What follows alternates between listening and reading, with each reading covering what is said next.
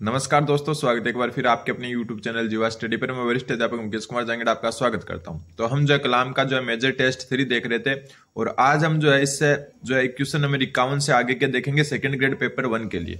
आज का पहला क्वेश्चन है, आज सारे पॉलिटिकल के क्वेश्चन आएंगे कि भारतीय संविधान के अनुच्छेद 25 के तहत अंतःकरण की स्वतंत्रता में कौन सा तत्व शामिल नहीं है। और एक बात बता दूं मैं आपको, पॉलिटी सबसे हार्ड आती है, बाकी सब चीजें इजी आएगी। अगर पॉलिटी में अच्छा स्कोर कर लिया ना आपने, अगर पॉलिटी में आपने जो क्वेश्चन आएंगे उनका 60% भी सोल्व कर लिया ना, तो बहुत जो है आप आगे चले जाओगे। ठीक है, तो भारत के संविधान के अनुच्छेद 25 के तहत प्राप्त अंतःकरण की स्वतंत्रता में कौन सा तत्व शामिल नहीं है। सबसे पहले धर्म को मानने का अधिकार है, बिल्कुल है। धर्म का प्रसार करने का है, बिल्कुल है। धर्मानुसार आचरण करने का अधिकार है, बिल्कुल है। लेकिन धार्मिक प्रबंधन करने का अधिकार नहीं है। नोट कर लेना अलग से कि धार्मिक प्रबंधन करने का अधिकार नहीं है और एक धर्म परिवर्तन करने का अधिकार नहीं है। धर्म परिवर्तन करने का भी अधिकार नहीं है। धर्म परिवर्तन करने का अधिकार नहीं है, करने का अधिकार नहीं है। ठीक है, इस पर अप्रत्यक्ष रूप से जो है क्या लगाई गई है, रोक लगाई गई है। कोई भी नागरिक जो है धर्म परिवर्तित नहीं करेगा। तो जो है भारत का जो संविधान का अनुच्छेद 25 है उसमें धर्म को मानने का, धर्म का प्रसार करने का, धर्मानुसार आचरण करने का अधिकार है, लेकिन धार्मिक प्रबंधन करने का और अप्रत्यक्ष रूप से जो है इस पर भी रोक है कि धर्म परिवर्तन नहीं हो सकेगा। ठीक है, तो उत्तर हो जाएगा आपका ऑप्शन नंबर 4। अगला क्वेश्चन नंबर 52। 52वां क्वेश्चन हो रहा है, संविधान की नियम समिति में शामिल एकमात्र महिला सदस्य कौन थी। ठीक है, सबसे पहले जो संविधान की नियम समिति है इसको कहते हैं कार्य संचालन एवं नियम समिति। ठीक है, और इसके अध्यक्ष कौन थे, तो इसके अध्यक्ष थे राजेंद्र प्रसाद। डॉक्टर राजेंद्र प्रसाद भारत के जो प्रथम राष्ट्रपति थे वो थे इनके अध्यक्ष। ठीक है, इसके अध्यक्ष कौन थे, डॉक्टर राजेंद्र प्रसाद। और इसमें एकमात्र महिला सदस्य कौन थी, तो नाम याद रख लेना आप, दुर्गाबाई। ठीक है, संविधान सभा की जो संविधान की नियम समिति है उसमें शामिल एकमात्र महिला सदस्य थी दुर्गाबाई। अगला क्वेश्चन नंबर 53। 53वां क्वेश्चन बोल रहा है, संविधान में शामिल विधि द्वारा स्थापित प्रक्रिया को किस देश के संविधान से लिया गया है। तो देखो, विधि द्वारा स्थापित प्रक्रिया, ये जो शब्द है और ये जो प्रक्रिया है आपकी, ये कहां से ली गई है, तो उत्तर होगा आपका जापान के संविधान से। आपको ये चीजें भी एकदम अच्छे से याद कर लेनी है। लगभग एक क्वेश्चन बनता है कि आयरलैंड से क्या लिया, दक्षिण अफ्रीका से क्या लिया, कनाडा से क्या लिया, यूएसए से क्या लिया, ब्रिटिश से क्या लिया, और कुछ शब्द है जैसे जो अखंडता वगैरह, वो सारे कहां से लिए। तो विधि द्वारा स्थापित जो प्रक्रिया है वो आपकी कहां से ली गई है, जापान के संविधान से ली गई है। अगला क्वेश्चन नंबर 54। एक मिनट, 54वां क्वेश्चन थोड़ा सा छोटा करना पड़ेगा। 54वां क्वेश्चन बोल रहा है आपका, निम्न कथनों पर विचार करें और सत्य कथन का जो है चयन करें। ठीक, सबसे पहली बात तो कि मूल जो संविधान है उसमें भाग 9 में डी श्रेणी के राज्यों के शासन का प्रावधान था, बिल्कुल सही है। भाग 9 वर्तमान में है ही नहीं। ठीक है, भाग 9 वर्तमान में है ही नहीं। क्यों? क्योंकि इसको 7वां जो संविधान संशोधन हुआ था 1956, उसके द्वारा भाग 9 को निरस्त कर दिया गया था। तो ये भी बिल्कुल सही है। अब कई बोलेंगे आप में से कि सर भाग 9 तो है पंचायतों से संबंधित, तो भाग 9 नहीं है, वो भाग 9A है।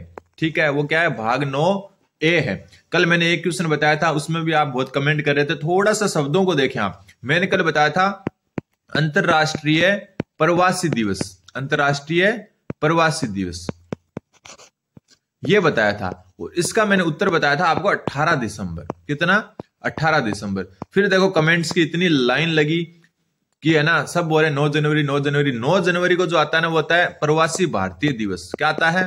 प्रवासी भारतीय दिवस आता है 9 जनवरी को। प्रवासी भारतीय दिवस, दोनों में अंतर देखो आप, प्रवासी भारतीय दिवस आता है 9 जनवरी को, तो दोनों में अंतर है। थोड़ा सा क्लियर करें आप, शब्दों को देखें। ठीक है, कमेंट करते हो आप, बहुत अच्छी बात है। गलतियां जो भी हो ना आप कमेंट जरूर करें ताकि हम सुधार सके। कई बार गलत बता दिया जाता है, लेकिन आप थोड़ा सा शब्दों को पहले पूरा परखें, फिर देखें कि सही गलत क्या हो सकता है। इससे फिर आप ऐसे ही तो एग्जाम में कंफ्यूज होते हो। तो अंतरराष्ट्रीय प्रवासी दिवस बताया था मैंने 18 दिसंबर को, और कमेंट करेंगे सर वो तो 9 जनवरी को आता है, आपने गलत बता दिया। तो मैं बता दूं प्रवासी भारतीय दिवस आता है 9 जनवरी को, दोनों अलग चीजें। ठीक है, तो यही मैं बता रहा हूं कि भाग 9 वर्तमान में जो भारत का संविधान है उसमें है ही नहीं, मूल संविधान में था। ठीक है, क्यों नहीं है? क्योंकि 7वां जो संविधान संशोधन 1956 हुआ था उसमें इसको हटा दिया गया था। ठीक है, और ये किससे संबंधित था? डी श्रेणी के राज्यों के ऊपर शासन से जो है संबंधित था। वर्तमान में 9A है, जिसमें जो है आपके किससे, पंचायतों से संबंधित है। 73वां संविधान संशोधन द्वारा जोड़ा गया है। तो ये ध्यान रखना, 9 और 9A में अंतर होता है। तो यहाँ पे जो है दोनों ही सही है, तो उत्तर हो जाएगा आपका ऑप्शन नंबर 1 व 2। अगला क्वेश्चन नंबर 55। 55वां क्वेश्चन बोल रहा है संपत्ति का अधिकार जो पहले मूल अधिकार था वर्तमान में किसके अंतर्गत एक विधिक अधिकार है। तो आपको पता है संपत्ति का अधिकार पहले 7 मूल अधिकार होते थे, लेकिन जो संपत्ति का अधिकार है उसको जो है बाद में हटा दिया गया और इसको जो है किस विधिक अधिकार, जो है इसको विधिक मतलब कानूनी अधिकार बना दिया। एक मिनट, कौन सा अधिकार बना दिया? कानूनी अधिकार। ठीक है, और ये कौन से भाग में? तो देखो मूल अधिकार आपके कौन से भाग में होते हैं? ठीक है, तो जो संपत्ति का अधिकार है वो पहले क्या था? एक मौलिक अधिकार था और वर्तमान में ये क्या है? कि कानूनी या विधिक अधिकार है। ठीक है, इसको जो है आपका 44वां संविधान संशोधन, इधर लिख देता हूं, 44वां संविधान संशोधन जो कब हुआ था? आपका 1978 में, उसके तहत हटाया गया था। ठीक है, और उस समय ये कौन से नंबर का, जो कौन से अनुच्छेद में था? तो अनुच्छेद 31 में था। और वर्तमान में ये कौन से अनुच्छेद में? अनुच्छेद 300A में, अनुच्छेद 300A में है वर्तमान में, और ये भाग 12 में है। ठीक है, पहले किस में था? मौलिक अधिकार वाले में। मौलिक अधिकार कौन से में? भाग 3 में। मौलिक अधिकार किस में है? भाग 3 में है। ठीक है, तो पहले ये भाग 3 में था, भाग 12 में है, और पहले अनुच्छेद 31 में था और अब अनुच्छेद 300A में है। ठीक है, 44वें संविधान संशोधन। ज्यादातर कंफ्यूजन कहां होता है कि 42वां या 44वां, तो ध्यान रखना ये 44वें के तहत हटाया गया था, ध्यान रखें। अगला क्वेश्चन, क्वेश्चन नंबर 56वां क्वेश्चन बोल रहा है वाक एवं अभिव्यक्ति की स्वतंत्रता के अधिकार पर लगाए गए युक्तियुक्त प्रतिबंधों के संदर्भ में निम्नलिखित कथनों पर विचार कीजिए और आपको जो है इसमें से जो है सत्य कथन बताना है। तो कई बार क्या है, अपन जल्दबाजी कर जाते हैं ऐसे क्वेश्चंस में, एग्जाम हॉल में तो अपना माइंड वैसे भी जो है 20% काम नहीं करता। तो थोड़ा सा मैं वापस देखो, इस क्वेश्चन को अच्छे से देखना है कि वाक व अभिव्यक्ति की स्वतंत्रता के अधिकार पर लगाए गए युक्तियुक्त प्रतिबंधों के संदर्भ में निम्नलिखित कथनों पर विचार कीजिए। तो यहाँ पर जो ये चारों ही जो है इसमें सही है, चारों ही सही है, चारों ही सही उत्तर माने जाएंगे। लेकिन बात यहां हो रही है उपरोक्त में से कौन सा प्रतिबंध 16वें संविधान संशोधन द्वारा जोड़ा गया। ये एक लाइन देखो, ये भूल जाते हैं अपन कई बार। मतलब जो है आप अभिव्यक्ति की जो स्वतंत्रता है उस पर लोक व्यवस्था, भारत की प्रभुता और अखंडता, अपराध उद्दीपन और विदेशी राज्यों के साथ मैत्रीपूर्ण संबंध के संबंध, तीन चारों कारणों से ही प्रतिबंध लगा सकते हो। लेकिन बात हो रही है कि 16वें संविधान संशोधन द्वारा कौन सी चीज जोड़ी गई। बाकी तो सब मूल अधिकार में पहले से ही थे, सॉरी मूल संविधान में पहले से ही थे। तो कौन सी जो है 16वें संविधान संशोधन द्वारा जोड़ी गई? तो इसका जो उत्तर होगा आपका ऑप्शन नंबर 2, केवल 2। ठीक है, ये जो है ना भारत की प्रभुता और अखंडता, कौन सी? भारत की प्रभुता व अखंडता। ये जो शब्द है ये जो है किसमें, कौन से जो है किसमें? अभिव्यक्ति की जो स्वतंत्रता है उसमें जो है कौन सा शब्द जोड़ा गया 16वें संविधान संशोधन द्वारा? कि भारत की प्रभुता और अखंडता पर जो है, अखंडता को ध्यान में रखते हुए जो है अभिव्यक्ति की स्वतंत्रता पर क्या है प्रतिबंध लगाया जा सकता है। अगला क्वेश्चन, क्वेश्चन नंबर 57, मूल अधिकारों के संबंध में किसकी अध्यक्षता में एक उप समिति का गठन किया गया? तो आपको बता दूं कि मूल अधिकारों की जो समिति थी ना उसके जो है ना अध्यक्ष थे, उसको जब पूरा नाम मैं बता देता हूं, मौलिक, ये यहां पर उप समिति की बात हो रही है, समिति की बता रहा हूं मैं पहले। मौलिक अधिकार सलाहकार समिति, मौलिक अधिकार सलाहकार समिति, इसके अध्यक्ष कौन थे? सलाहकार समिति, और इसके अध्यक्ष थे आपके सरदार पटेल। ठीक है, कौन थे? सरदार पटेल। लेकिन यहां पर बात हो रही है उप मौलिक अधिकारों के जो एक मतलब उप समिति हुई थी उसके अध्यक्ष कौन थे? तो जो मौलिक अधिकारों की उप समिति थे ना इसके अध्यक्ष थे आपके जेबी कृपलानी। कौन थे? जेबी कृपलानी। तो उत्तर हो जाएगा आपका ऑप्शन नंबर 1, मूल अधिकारों के संबंध में जेबी कृपलानी की अध्यक्षता में एक उप समिति का गठन किया गया था। और मौलिक अधिकार सलाहकार समिति के अध्यक्ष कौन थे? सरदार वल्लभ भाई पटेल। अगला क्वेश्चन, क्वेश्चन नंबर 58वां क्वेश्चन बोल रहा है भारतीय संविधान का कौन सा अनुच्छेद समता यानी कि समानता हो गई एक प्रकार से, क्या? समानता, समानता के अधिकार का अपवाद है। समानता का अधिकार क्या कहता है? कि समस्त नागरिकों को और जो है हर प्रकार के जो भी है मूल निवास, जाति, लिंग, इनके आधार पर जो है सभी को समानता दी जाएगी। कानून के संबंध भी समान कानून के जो है सामने भी सब समान रहेंगे और सभी को जो है समानता के साथ तोला जाएगा। लेकिन इसका एक अपवाद कौन सा है? तो देखो अनुच्छेद 15(3) क्या कहता है वो जान लेते हैं पहले। अनुच्छेद 15(3) क्या कहता है? कि जो राज्य है, राज्य महिला व बच्चों के लिए, महिलाओं व बच्चों के लिए, महिलाओं व बच्चों के लिए, महिलाओं व बच्चों के लिए विशेष प्रावधान कर सकता है, विशेष प्रावधान कर सकता है। तो अगर आप महिला और बच्चों के लिए विशेष प्रावधान कर रहे हो इसका मतलब क्या हो गया? समानता तो है ही नहीं, पुरुष कहां जाएंगे? तो ये जो है क्या हो गया? समानता के जो अधिकार का क्या हो गया? अपोजिट हो गया या अपवाद हो गया, ध्यान रखें। ठीक है, भारतीय संविधान समानता को मानता है कि सभी नागरिक जो है एक समान है, लेकिन अनुच्छेद 15(3) कहता है कि राज्य महिलाओं और बच्चों के लिए विशेष प्रावधान कर सकता है। तो अगर विशेष प्रावधान कर सकता है तो फिर जो है ये तो समानता के जो अधिकार या समता के अधिकार का क्या हो गया? उल्लंघन हो गया। ठीक है, और आपका 16(2) क्या कहता है? 16(2) कहता है कि नियुक्ति व रोजगार में राज्य भेदभाव नहीं करेगा, राज्य भेदभाव नहीं करेगा। ठीक है, तो ये होता है इसमें। तो ये तो बात सही है कि नियुक्ति व रोजगार में भेदभाव नहीं करेगा, तो ये तो समानता का अधिकार का बिल्कुल सही है। अनुच्छेद 15 जो है व्यापक रूप से जो है पूरा समानता के अधिकार पर बहस है, और 18A भी जो है समानता के अधिकार पर है। लेकिन जो है अनुच्छेद 15(3) समानता का है, ये सब पर समान लागू होते हैं, लेकिन अनुच्छेद 15(3) जो सभी पर समान लागू नहीं होते, सिर्फ महिलाओं और बच्चों के लिए प्रावधान का जिक्र है, मतलब पुरुषों के लिए कोई भी बात नहीं कही गई है, तो ये समानता के अधिकार का उल्लंघन करता है। अगला क्वेश्चन नंबर 59 में बोल रहा है कि किस संविधान संशोधन द्वारा निवास स्थान के आधार पर लोक नियोजन में प्राथमिकता दी जा सकती है? ठीक है, किस जो है संविधान संशोधन के द्वारा लोक नियोजन में प्राथमिकता दी जा सकती है? ठीक है, जैसे अपने लोक नियोजन मतलब क्या हो गया? एक प्रकार से सरकारी सेवाएं और जो अपने कार्य हैं उनमें जो है किस जो संविधान संशोधन के द्वारा निवास स्थान के आधार पर जो है क्या दी जा सकती है? प्राथमिकता दी जा सकती है। तो इसका जो उत्तर होगा आपका ऑप्शन नंबर 2, 98वां संविधान संशोधन। इंपोर्टेंट बनता है, किस संविधान संशोधन द्वारा निवास स्थान के आधार पर लोक नियोजन में प्राथमिकता दी जा सकती है? तो 98वां संविधान संशोधन। आपने जैसे टीएसपी एरिया ना अपने, उनको जो है उनके जो निवास स्थान है उसके आधार पर रोजगार में प्राथमिकता दी जाती है ना, अलग से होता है ना उनका, तो वैसे ही बात है कि निवास के आधार पर लोक नियोजन में प्राथमिकता किस संविधान संशोधन की देन है? तो 98वें संविधान संशोधन की देन है।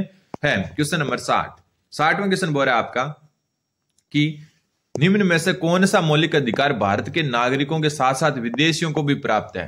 तो देखो, नागरिकों को सिर्फ और सिर्फ कितने अधिकार प्राप्त हैं वो मैं आपको लिख देता हूं। अनुच्छेद है, वो कौन कौन से अनुच्छेद सिर्फ नागरिकों को प्राप्त है? तो देखो, अनुच्छेद 15, अनुच्छेद 16, अनुच्छेद 19 और अनुच्छेद 29 और अनुच्छेद 30, ये जो है ना 5 अनुच्छेद सिर्फ और सिर्फ जो है भारतीयों को ही प्राप्त है।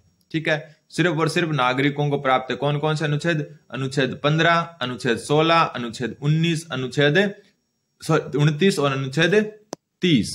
ठीक है, तो अब देखो बात आ रही है अनुच्छेद 15 की। ठीक है, अनुच्छेद 15 क्या कहता है कि धर्म, जाति, लिंग या जन्म स्थान के आधार पर जो है भेदभाव निषेध है। ठीक है, भेदभाव निषेध होता है इसमें। ठीक है, भेदभाव निषेध है।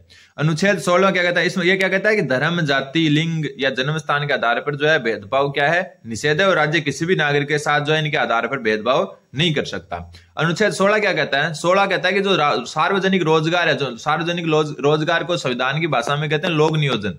लोक नियोजन में समानता, किसमें? लोक नियोजन में समानता, मतलब जो है सार्वजनिक रोजगार में सबको समान अवसर मिले, तो ये रहा देखो लोक नियोजन की समानता, तो ये केवल नागरिकों को प्राप्त है। बिल्कुल सही बात है।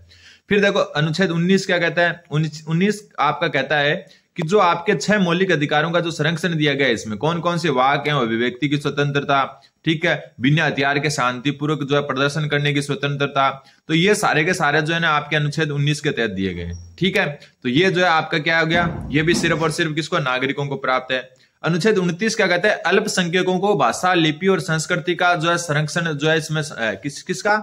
अल्पसंख्यकों का। अल्पसंख्यक जो समुदाय है वो अपनी भाषा, लिपि इनके लिए बचा सकते हैं, तो ये अल्पसंख्यकों वाला किसमें हो गया? अनुच्छेद 29 में हो गया। तो ये भी क्या है? सिर्फ और सिर्फ नागरिकों को प्राप्त है। ठीक है, फिर है आपका अनुच्छेद 30, ये क्या कहता है? शिक्षण संस्थानों के बारे में।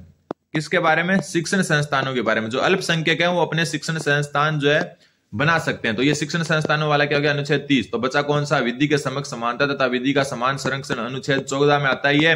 और 14 जो है केवल नागरिकों को नहीं प्राप्त, साथ में विदेशियों को। देखो, एक तो होता है व्यक्ति को प्राप्त, कई बार ऐसा लिखता है ना व्यक्ति को प्राप्त मौलिक अधिकार, तो व्यक्ति का मतलब हो गया कि भारत का भी नागरिक हो सकता है, नागरिक तो होना ही है भारत का, प्लस विदेशी भी हो सकता है। लेकिन ये जो 5 अनुच्छेद है ना, ये सिर्फ और सिर्फ किसको है? भारतीय नागरिकों को प्राप्त है, विदेशियों को प्राप्त नहीं है। इसके अलावा पूरा संविधान विदेशियों को भी जो है समान रूप से प्राप्त है। ठीक है, मौलिक अधिकार में बता रहा हूं, मौलिक अधिकार में सिर्फ ये जो इतने मौलिक अधिकार है वो विदेशियों को प्राप्त नहीं है। ठीक है, सिर्फ भारतीय नागरिकों को। इसके अलावा जितने भी मौलिक अधिकार बच जाते हैं वो जो है व्यक्ति को है, मतलब व्यक्ति मतलब कि अगर कोई विदेशी भी है ना उसको भी वो मौलिक अधिकार है, अगर वो भारत में आ रहा है तो। ठीक है, तो ये जो है 5 आपको याद रखना है, 15, 16, 19, 29, 30, ये जो है सिर्फ नागरिकों को प्राप्त है, सिर्फ भारतीय नागरिकों को, विदेशियों को प्राप्त नहीं है। तो उत्तर हो जाएगा आपका ऑप्शन नंबर 4, क्योंकि 14वां अनुच्छेद जो है लिस्ट में है ही नहीं, इसका मतलब ये विदेशियों को भी प्राप्त है। अगला क्वेश्चन, क्वेश्चन नंबर 61। 61वां क्वेश्चन बोल रहा है आपको सही सुमेलित करना है। ठीक है, थोड़ा बड़ा कर देता हूं, ऊपर वाले का वैसे कोई रोल नहीं है। इधर आपके क्या दिया हुआ है, मौलिक अधिकार, और इधर दिया हुआ है आपके अनुच्छेद। ठीक है, और इनको जो है सही सुमेलित करना है। सबसे पहले छुआछूत का उन्मूलन, या हम कह सकते हैं इसका अस्पृश्यता का अंत, अनुच्छेद 17 में। अनुच्छेद 17 किससे संबंधित है, अस्पृश्यता, जिसको कहते हैं छुआछूत। तो ये तो बिल्कुल सामने ही जो है मिल गया। फिर है प्राथमिक शिक्षा का अधिकार, और प्राथमिक शिक्षा का अधिकार है आपका अनुच्छेद 21A या 21K भी कह सकते हो, हिंदी में बोले तो 21 है, और ये 86वें संविधान संशोधन द्वारा जोड़ा गया, 86वां संविधान संशोधन 2002 के द्वारा। तो ये हो गया 21K। प्राथमिक शिक्षा का मतलब कक्षा 1 से 8 तक की। ठीक है, 6 से 14 वर्ष के बालकों को। फिर है शिक्षण संस्थानों में धार्मिक शिक्षा का निषेध। शिक्षण संस्थानों में धार्मिक शिक्षा का जो निषेध है वो किसमें, अनुच्छेद 28 में। ठीक है, और अभी जो है देखो ये पढ़कर आए अपनी भाषा व लिपि संस्कृति इसके संरक्षण का, अभी ऊपर पढ़कर आए अनुच्छेद 29। ठीक है, तो ये इसके सामने हो गया। तो ये हो गया आपका छुआछूत उन्मूलन, अनुच्छेद 17, प्राथमिक शिक्षा का अनुच्छेद 21 के, शिक्षण संस्थानों में धार्मिक शिक्षा का निषेध 28 के तहत, और अपनी लिपि और संस्कृति को संरक्षण या बचाए रखने का अधिकार है अनुच्छेद 29 में। अगला क्वेश्चन, क्वेश्चन नंबर 62वां क्वेश्चन बोल रहा है मौलिक अधिकारों से संबंधित निम्नलिखित कथनों पर विचार करें और सत्य कथन बताएं। क्या बताना है आपको, सत्य कथन। तो सबसे पहले शंकरी प्रसादवाद में कहा कि संसद मौलिक अधिकारों के परिवर्तन नहीं कर सकती, तो ये बात गलत है। ये कहा गया किसमें, देखो वर्तमान, पहले क्या था कि संसद जो है मौलिक अधिकारों में परिवर्तन कर सकती है, लेकिन एक वाद आया, एक वाद का मतलब होता है कोर्ट केस। एक केस आया जिसमें जो है ये कहा गया कि संसद जो है मौलिक अधिकारों में परिवर्तन नहीं कर सकती, और वर्तमान में मौलिक अधिकार संशोधन योग्य नहीं है। ध्यान रखना, मौलिक अधिकारों में संशोधन नहीं किया जा सकता, तो संसद मौलिक अधिकारों में परिवर्तन नहीं कर सकती। तो ये जो है आपका गोलकनाथ बनाम पंजाब राज्यवाद था, गोलकनाथ बनाम पंजाब राज्यवाद, पंजाब राज्य। ठीक है, ध्यान रखना, गोलकनाथवाद में कहा गया कि संसद जो है मौलिक अधिकारों में परिवर्तन नहीं कर सकती। ठीक है, फिर गोलकनाथवाद में कहा गया कि संसद मूल अधिकारों में परिवर्तन कर सकती है, तो ये तो ऊपर ही देख लिया नहीं कर सकती, तो ये दोनों ही गलत हो गए। ठीक है, फिर बचा क्या, सज्जन सिंह वाद में कहा कि संसद मूल अधिकारों में परिवर्तन कर सकती है। ठीक है, यह सही है। गोलकनाथवाद में तो क्या बोला कि संसद मौलिक अधिकारों में परिवर्तन नहीं कर सकती, सज्जन सिंह वाद में बोला कि संसद मूल अधिकारों में परिवर्तन कर सकती है। तो दोनों अपोजिट है, लेकिन दोनों ही सही हैं। तो उत्तर हो जाएगा केवल 3। कौन सा, केवल 3, ऑप्शन नंबर 3। अगला क्वेश्चन, क्वेश्चन नंबर 63 में बोल रहा है भारत की संप्रभुता, एकता और अखंडता को अक्षुण्ण रखने और इसकी रक्षा करने का प्रावधान निम्नलिखित में से किसमें। तो अपन ने जो है भारत की संविधान की जो प्रस्तावना है उसको पढ़ा होगा। हम भारत के लोग भारत को संपूर्ण प्रभुत्व, संपन्न समाजवादी, पंथ निरपेक्ष, लोकतांत्रिक गणराज्य बनाने और ऐसा एकता, अखंडता, ये सारे शब्द आते हैं उसमें। ठीक है, ये सारे के सारे शब्द आते हैं किसमें, प्रस्तावना में। लेकिन बात ये पूरे जो वाक्य की हो रही है कि यहां से जो वाक्य है ना और यहां तक, ये किस में आता है, तो भारत की संप्रभुता, एकता, अखंडता को अक्षुण्ण रखने और इसकी सुरक्षा करने का प्रावधान जो है ना आपका, ये प्रस्तावना में नहीं है। ठीक है, प्रस्तावना ये नहीं कहती है कि आप जो है संपूर्ण जो है एकता, अखंडता जो है इसको जो है अक्षुण्ण रखो। ठीक, एक मिनट देखो, प्रस्तावना में जो है ना सिर्फ और सिर्फ ये शब्दों का उल्लेख है। प्रस्तावना ये नहीं कहती कि जो पूरी लाइन है ना, ये नहीं कहती है प्रस्तावना कहती है, जिसको उद्देशिका भी कहते हैं, ये संप्रभुता, एकता और अखंडता, ये शब्द जो जरूर उल्लेखित है उसमें, लेकिन ये नहीं कहती कि भारत की संप्रभुता, एकता, अखंडता को अक्षुण्ण रखने और उसकी जो है रक्षा करने का जो है प्रावधान किया जाएगा। तो ये बात कौन कहता है, तो ये बात आपके कहते हैं मौलिक कर्तव्य। और मौलिक कर्तव्य में जो है कौन सा मौलिक कर्तव्य ये बात कहता है, ये भी आपको ध्यान होना चाहिए। तो ये देखो, वैसे तो मौलिक कर्तव्य संविधान के अनुच्छेद 51A में है, और 51A का जो है ये तीसरा मौलिक कर्तव्य। कौन सा, तीसरा मौलिक कर्तव्य, यहां हम कह सकते हैं सी। कौन सा, सी फॉर संप्रभुता। ठीक है, तो प्रस्तावना में ये नहीं है। प्रस्तावना ये कहती है कि संप्रभुता, एकता, अखंडता ये शब्द आते हैं उसमें, बाकी जो है मौलिक कर्तव्य में जो है ये उल्लेखित है। और कौन से मौलिक कर्तव्य में, तीसरे में या सी में। अगला क्वेश्चन बोल, क्वेश्चन नंबर 64 नंबर क्वेश्चन बोल रहा है आपका मूल कर्तव्यों के संबंध में निम्नलिखित कथनों पर विचार कीजिए। सबसे पहला है कि इनमें अब तक 2 बार संशोधन हो चुका है। इनमें जो है अब तक 2 बार संशोधन हो चुका है, तो गलत बात है। क्यों, क्योंकि जो ये 42वां संविधान संशोधन हुआ था ना, क्या कौन सा, 42वां संविधान संशोधन 1976, उसमें ये जोड़े गए थे। ठीक है, तो ये तो इस टाइम तो ये जोड़े गए थे, तो ये संशोधन नहीं मान सकते, इसमें क्या ये जोड़े गए थे। फिर इनमें जो है 86वां संविधान संशोधन 2002 द्वारा एक जो है संशोधन किया गया और 11वां मूल कर्तव्य जोड़ा गया। क्योंकि पहले कितने थे, 10 थे। किस टाइम? 42वें संविधान संशोधन के टाइम। तो ये जो है खुद संशोधन नहीं कहलाएगा, क्यों? क्योंकि इसमें तो ये जुड़े थे। फिर जो 86वां संविधान संशोधन हुआ था उसमें एक और जुड़ा और ये संशोधन हुआ, 10 से क्या हो गए? 11 हो गए। तो 2 बार नहीं, जो है अब तक सिर्फ एक बार ही जो है क्या हो चुका है, मतलब संशोधन हुआ है। ठीक है, फिर है इसमें उल्लेखित सामाजिक संस्कृति का आधार भाषा और साहित्य, तो बिल्कुल सही है। ध्यान रखना कि इसमें उल्लेखित जो सामाजिक संस्कृति नाम है उसका आधार जो है भाषा और साहित्य से, तो इसमें जो हो जाएगा आपका ऑप्शन नंबर 1 सही। ठीक है, सॉरी, ऑप्शन जो है क्या हो जाएगा? केवल 2 सही है इसमें, ऑप्शन नंबर 2 इसका सही उत्तर हो जाएगा। अब बढ़ते हैं अगला क्वेश्चन, क्वेश्चन नंबर 65। भारतीय संविधान में वर्णित कौन सा एक मौलिक कर्तव्य है? भारतीय संविधान में वर्णित कौन सा एक मौलिक कर्तव्य पूछा है? सार्वजनिक चुनाव में मतदान करना मौलिक कर्तव्य में नहीं है। करों का भुगतान करना मौलिक कर्तव्य नहीं है। ज्ञानार्जन व सुधार की भावना। अब अपने को लगता क्या है कि यार ये भी नहीं है, लेकिन मजे की बात है कि यही है उत्तर इसका। ठीक है, कैसे है ये मैं बता देता हूं आपको। इसके साथ एक और शब्द है वैज्ञानिक दृष्टिकोण। कौन सा? वैज्ञानिक दृष्टिकोण। वैज्ञानिक दृष्टिकोण भी इसी में सम्मिलित है। तो ज्ञानार्जन एवं सुधार की भावना, वैज्ञानिक दृष्टिकोण रखना, और ये आपके जो है किसमें है? मौलिक कर्तव्य में वर्णित है। और कौन से मौलिक कर्तव्य में? 8वें मौलिक कर्तव्य में। 8वां मौलिक कर्तव्य में। ठीक है, 8वां जो है 51A का 8वां, उसमें ये वर्णित है। ठीक है, तो आध्यात्मिक जो है उन्नयन है वो भी इसमें शामिल नहीं है। अगला क्वेश्चन, क्वेश्चन नंबर 66। फिर जो क्वेश्चन आता है क्वेश्चन नंबर 66। 66वां क्वेश्चन बोल रहा है कि संविधान के तहत प्राप्त मौलिक अधिकारों में मानव दुर्व्यापार एवं बेगार से संबंधित अधिकार में मानव दुर्व्यापार में किसे शामिल किया गया है?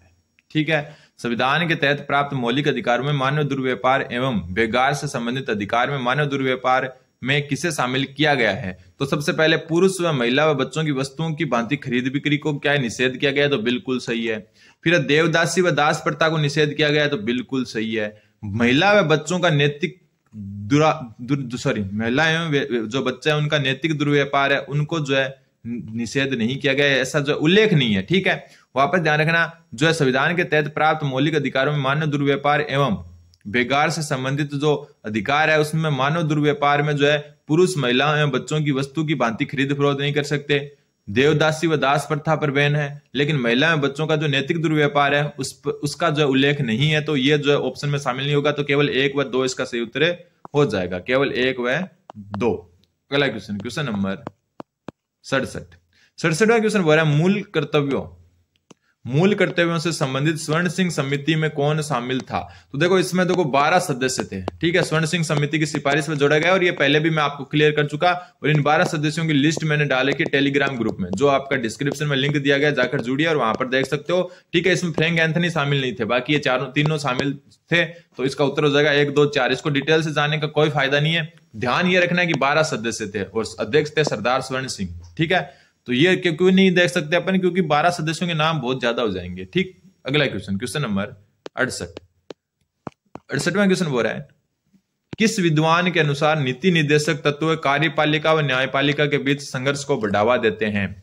अच्छी परिभाषा या कथन है कि किस विद्वान के अनुसार नीति निर्देशक तत्व कार्यपालिका व न्यायपालिका के बीच संघर्ष को बढ़ावा देते हैं। तो जो इसका उत्तर हो जाएगा आपके वो हो जाएगा ऑप्शन नंबर 3, केसी व्हीलर।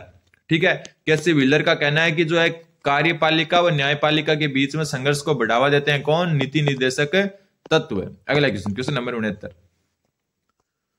69वां क्वेश्चन बोल रहा है निम्न में से कौन सा नीति निर्देशक तत्व है समाजवादी सिद्धांतों में शामिल नहीं है? अलग से नोट कर लेना, डायरेक्ट याद रख लेना। निम्न में से कौन सा नीति निर्देशक तत्व समाजवादी सिद्धांतों में शामिल नहीं है? कर्मकारों के स्वास्थ्य व शक्ति श्रम से संरक्षण, बिल्कुल ये जो समाजवादी सिद्धांतों में वर्णित है। काम की न्याय संगत और मनोचित नहीं, मानवोचित। ठीक है, दशाएं उपलब्ध कराना, काम की न्याय संगत और मानवोचित दशाएं उपलब्ध कराना, तो ये भी शामिल किया गया है।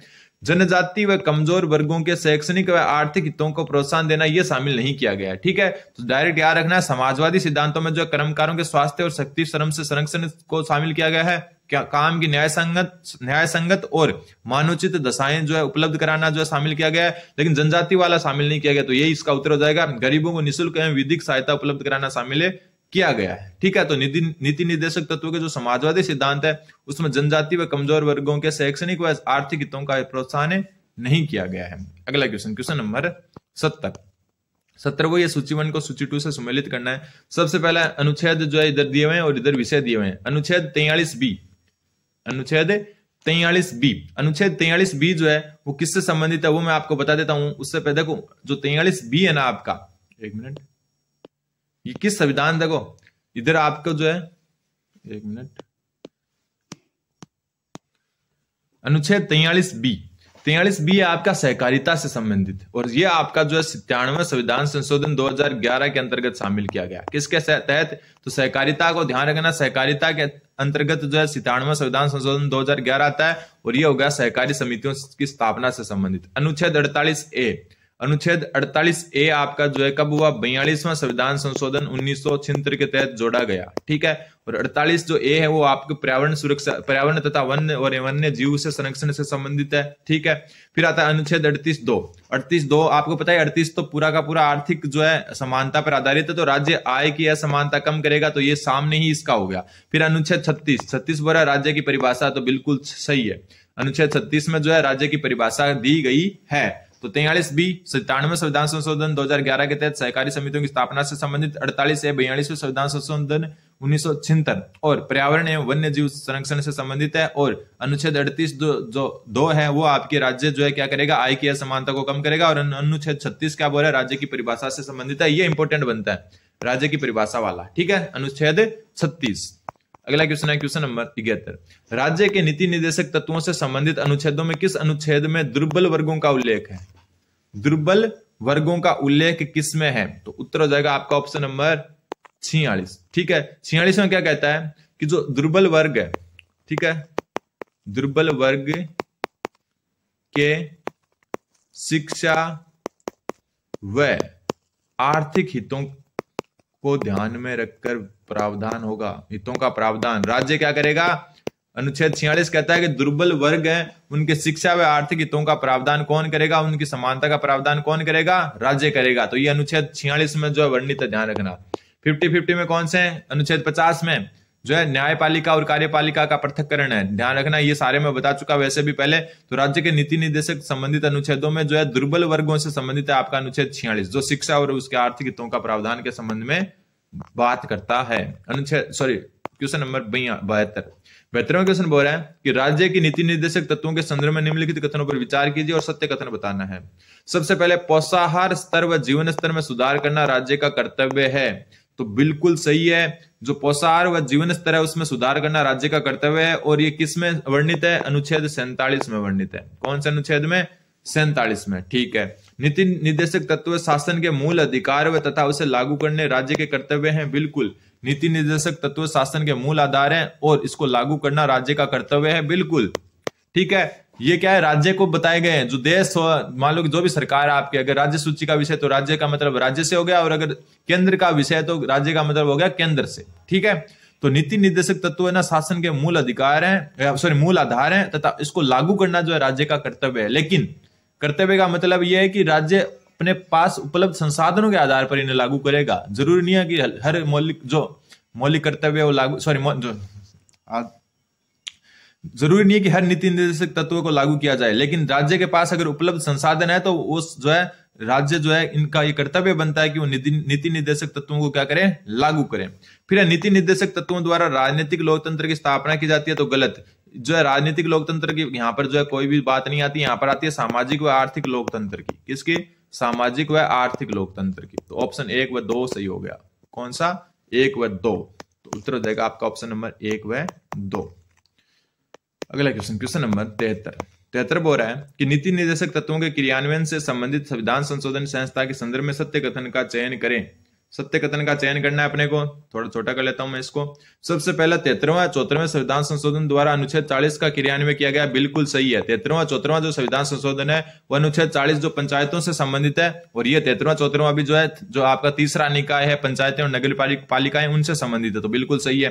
तो सही पूछा था तो पहला ही सही हो गया। बाकी राष्ट्रीय हरित प्राधिकरण इसकी स्थापना अनुच्छेद जो है किसके तहत हुई? 21 जो है ए के तहत हुई थी, 21 के तहत हुई थी। किसके तहत? अनुच्छेद 21 के तहत, ठीक है। फिर भूमि अधिग्रहण कानून, इसमें जो है बहुत सारे अनुच्छेदों का जो है ये क्या है जो है क्रियान्वयन है, लेकिन अनुच्छेद 39 का इससे कोई संबंध नहीं है। क्यों? क्योंकि अनुच्छेद जो 39 है वो आर्थिक समानता की बात करता है, ठीक है, तो ये इससे संबंधित है ही नहीं, तो ये गलत हो गया। भारतीय पुरातत्व सर्वेक्षण संस्थान की स्थापना अनुच्छेद 45 के तहत, तो 45 तो जो है 6 वर्ष से कम जो बालक या बालिकाएं हैं या 6 वर्ष से कम जो आयु के बच्चे हैं उनकी शिक्षा से संबंधित है। किससे? शिक्षा से। तो इसका पुरातत्व सर्वेक्षण से कोई लेना देना नहीं है, तो ये भी गलत है। तो ऑप्शन 1 इसका सही उत्तर हो जाएगा। अगला क्वेश्चन, क्वेश्चन नंबर 74वां क्वेश्चन बोला है धार्मिक कार्यों के प्रबंधन की स्वतंत्रता के तहत निम्न में से कौन सा अधिकार प्राप्त नहीं है? सबसे पहले धर्म परिवर्तन करने का अधिकार, तो ऊपर बात कर चुके कि धर्म परिवर्तन जो है नहीं कर सकते आप, तो ये जो है पहला ही उत्तर हो जाएगा, ठीक है। बाकी है जंगम और स्थावर संपत्ति अर्जित करने का, बिल्कुल कोई भी जो धार्मिक संस्था है वो जो है संपत्ति अर्जित कर सकती है। धार्मिक संस्थाओं की स्थापना करने का अधिकार, बिल्कुल हर धर्म को जो है धार्मिक संस्थाएं स्थापित करने का अधिकार है। विधि अनुसार धार्मिक संपत्ति का प्रशासक करने का अधिकार, प्रशासन करने का मतलब अपने कानून बना सकती है वो अपनी संपत्ति के लिए, लेकिन धर्म परिवर्तन का जो अधिकार इसमें शामिल नहीं है। और आज का लास्ट क्वेश्चन कि गांधी जी के संदर्भ में निम्नलिखित कथनों पर विचार करो। सबसे पहला, गांधी जी ने अनुसुईया बेन के साथ मिलकर अहमदाबाद टेक्सटाइल लेबर एसोसिएशन की स्थापना की, बिल्कुल। और ये पिछली क्लास में अपने क्लियर भी कर चुके हैं कि Ahmedabad textile labour association Gandhi ji ने किसके साथ मिलकर बनाया? अनुसुईया बेन के साथ। फिर गांधी जी ने अपना पहला सत्याग्रह मिल मजदूरों के मुद्दे पर किया, गलत। कहां पर किया? चंपारण में, ठीक है। और मिल मजदूर कहां हुआ था? अहमदाबाद में, तो ये गलत हो गया। फिर आजादी के समय गांधी जी कांग्रेस के सक्रिय सदस्य थे, तो बिल्कुल नहीं थे, ठीक है। आजादी के समय जो है गांधी जी कांग्रेस के सदस्य नहीं थे, सक्रिय सदस्य नहीं थे। तो इसमें सिर्फ एक सही होगा कि गांधी जी ने अनुसुईया बेन के साथ मिलकर अहमदाबाद टेक्सटाइल लेबर एसोसिएशन की स्थापना की थी, तो केवल एक सही हो जाएगा। तो ये आपके जो है पूरे जो है क्वेश्चन हो चुके हैं आज के 25, और अगले क्वेश्चन हम जीवा स्टडी पर देखेंगे अगली क्लास में। तब तक आप बने रहें जीवा स्टडी के साथ। धन्यवाद, बने रहें जीवा स्टडी के साथ।